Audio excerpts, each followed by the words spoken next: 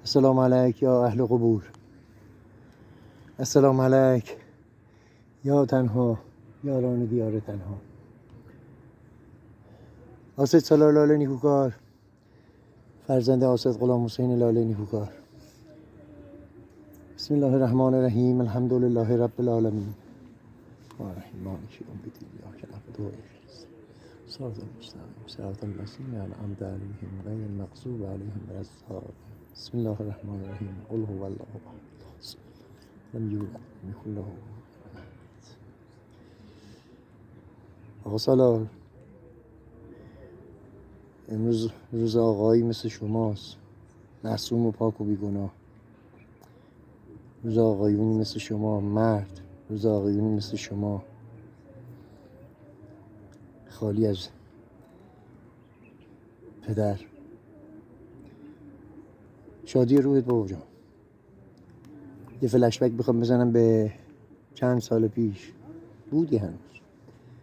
کاش آنقدر مست و سراپاش عفو و زنگ زنان می بودم، نه همه، که فقط ذره‌ای از خواب شب و روز می آرامیدم. تا به فرمان تو من خار کف پا به هر جا بودم، یا که از قوت عظمای رحیم قلکی از گوهری ناب از برای غم و دردات بودم. چی میشد جای خراش کمی از احساس پیکر بی سر و پای چومنی غرق در زخم فدای همه دردات بودم.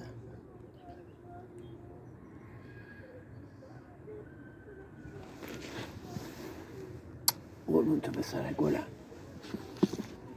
قربون تو پسر گلم.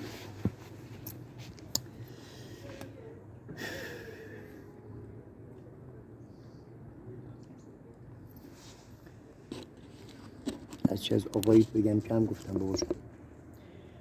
امروز روز پدره، روز مرده.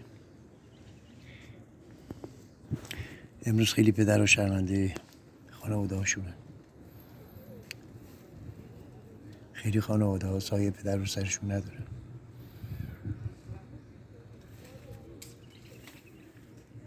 یا امامزاده ابراهیم،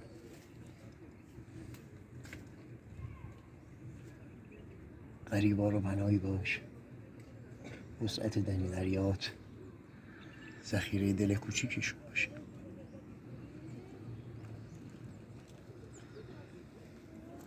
سلام دوستان، اینجا بابلسر آستان شریف امامزاده ابراهیم.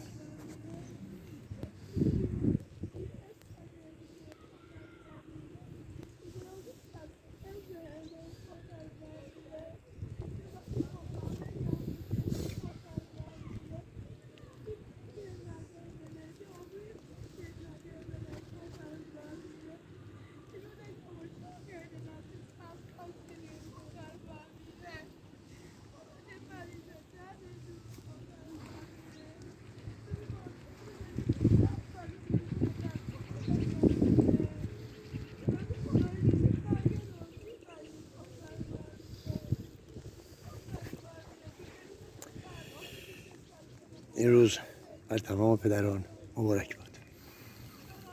شین الف لاله. درود و 200